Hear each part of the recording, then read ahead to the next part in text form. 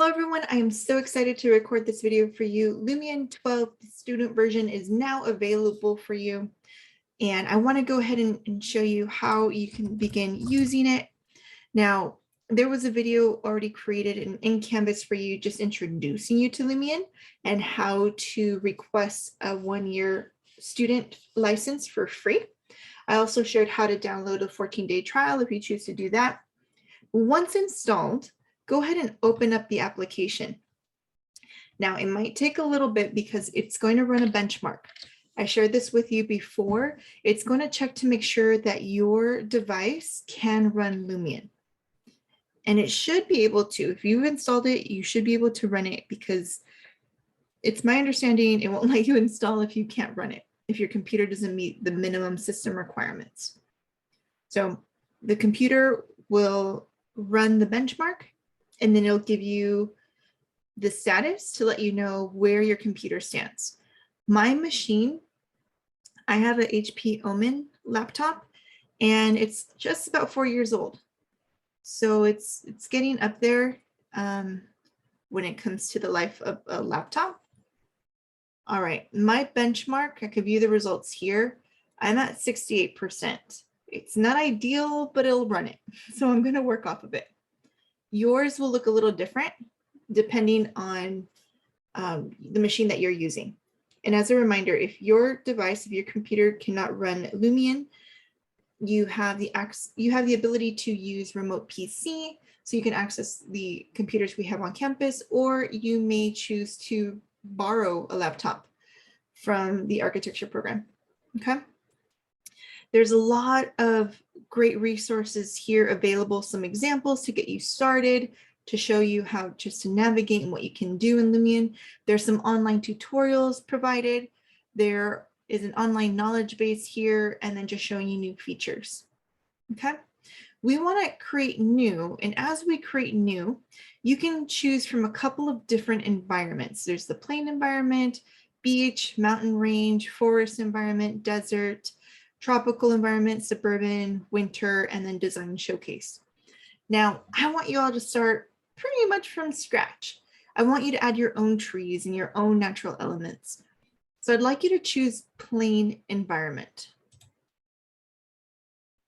Once you click it, it's going to load that template. It comes already with grass and sky and clouds. Now, if this is your first time using Lumion, the user interface may not look too complicated, right? But you still have to learn how to navigate here. There is a tutorial that is embedded within Lumion that is a good way for you to get started. If you come over to the question mark on the lower right-hand side, notice where my cursor is, you can start tutorial. It's already giving you a preview of how to navigate in case this is your first time here, but you can start the tutorial. I recommend you do the tutorial, okay? We'll start with camera control so you know how to navigate. So it's going to close out of this template file and open a different file. And you might see a project that looks familiar. So go ahead and start that tutorial. Again, it's going to ask you if you want to save this file or not. We haven't done anything, so you don't have to save it. Again, my computer's a little older, so it takes a little bit longer to go from one file to another, but it'll get there. All right, did you see that project, the Farnsworth house? Yeah, should look familiar. All right, so let's learn how to move around. Click Start to continue. And this is just a step-by-step process. It's available for you here in Lumion. I suggest that you also do it so that you can practice. The first tutorial, again, camera control, we're looking at how to look to your left, your right, up and down. So in order to look around your scene, you want to hold down the right mouse button, it's highlighted here, and move your mouse in any direction. So hold down your right mouse button, and you can begin to look around. Move your mouse to the left, move your mouse to the right. So right, left, up, down, so that you can look around. Okay. Looks like they have the Fox River over there. Okay. Remember, you all worked on the site plan in this course, so you know just about where every tree is for this project. All right, from here, click on Next. In order for us to move backwards, forwards, and backwards, you have the W key for forward, S for backwards, left is A, and then right is D. So move forward, use your W key.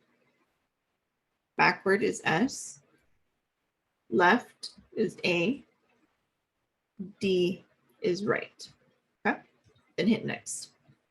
To move your camera up and down, you would press Q to go up, E to go down. Okay. Now to move fast, if you had to move fast, you had a really large project, as you're moving around with your different keys, if you hold down Shift at the same time, it'll move fast. If you want to work even faster, hold down Spacebar as well. It moves pretty fast. Do you need to go that fast? I don't think so, but you know, you may find a reason to do it. Now to fly around, this would be kind of like orbiting in SketchUp. When you are pressing the W, A, S, or D key, hold down your right mouse button as you're doing that. And you can start to look around. So let's see. If I want to go ahead and let's move the camera up higher. Ooh, there's no mechanical system here. So I'm holding down the W key and the right mouse button while I'm looking around. I can also use my middle mouse scroll wheel to zoom out, zoom in, right? But to kind of orbit around if necessary. Now, if you want to go faster, you would hit Shift, but again, I think it's a little too fast. I don't think it's necessary to go that fast, but hey, it's up to you. Okay. Yes, that was fast. All right, let's go to the next one. All right, you can quickly fly to a location by double clicking the spot with the right mouse button. Okay. So you can click on an object or anything on the landscape to move to that spot. Okay. All right, so that is for camera control. Next, we're going to look at object placement. You all will be importing your SketchUp model, and then you're going to be adding trees and adding landscape. You may choose to add a river too for the Fox River, which is on the south side of the site. Let's go over how to start adding these different objects. You want to make sure you're in build mode.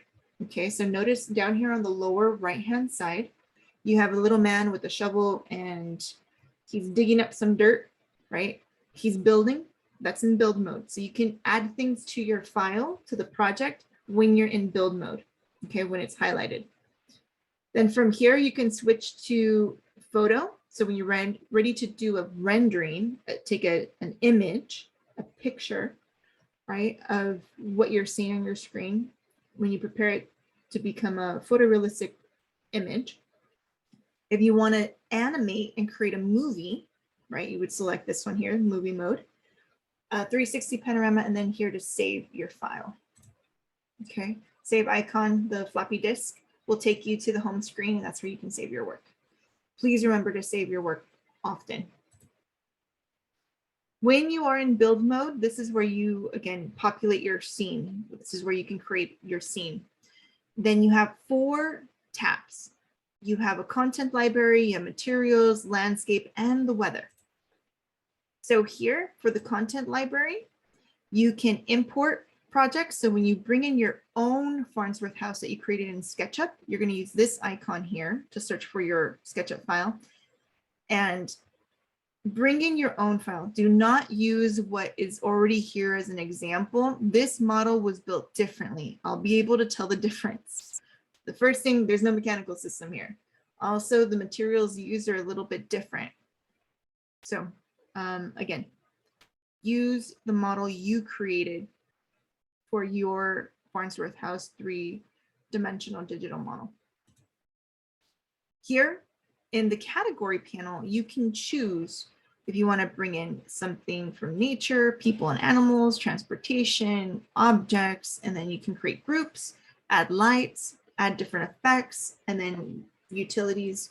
And then here you can select all categories if you wanted to. Now, this action panel allows you to modify. You can place things, you can place objects, you can select them, rotate them, scale them, delete them, and then move things. You can type in a distance, or you can move things horizontally, vertically, or move freely. So to practice, you're gonna place a few models in the scene. You're gonna start with nature, so select the nature category, and then you wanna select place, okay? Next, you're going to choose a tree or any element here. So there's subcategories that you're going to find up here, right? Conifers, palm trees, leafless trees, grass, plants, flowers. You want to go ahead and select something and then select up to 3 objects, and you're just placing them. You're literally just clicking and placing, clicking and placing, okay? And let's see, so it just shows that you have these subcategories, right? You have clusters of trees that you can do, which is going to become really handy when you're populating the landscape. You can add leaves on the ground, forest wood, rocks, weeds, find detailed trees, find detailed plants, and then notice you have pages and pages of content to add here, okay? So these are already some groupings, right?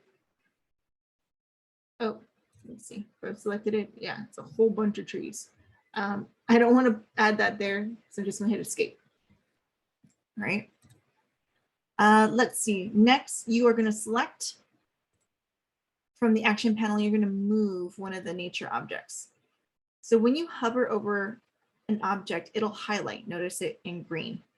If you click on the little bubble, the little circle, that anchor point, if you click it to select it, you can then left click, hold and drag and move it wherever you want to place it, okay?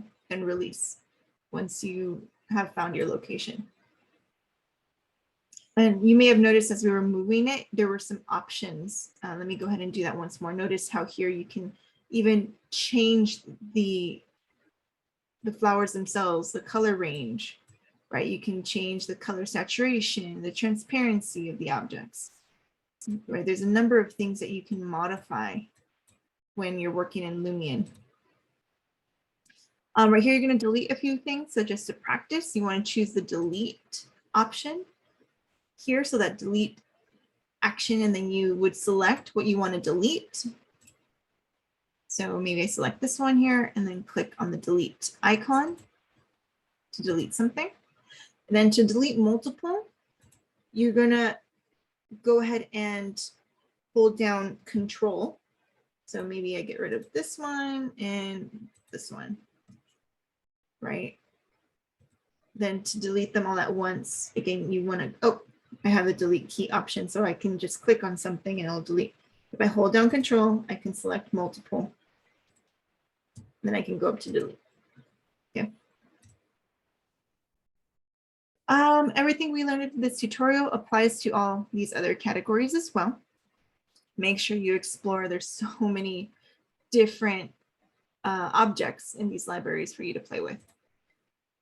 All right, so that is the second tutorial. Again, if you ever want to come back to it, you just go to the little question mark down here in your lower right-hand side. Then you would click on Start Tutorial, and that'll go over camera control and object placement. In the next video, we'll go ahead and work with your particular project.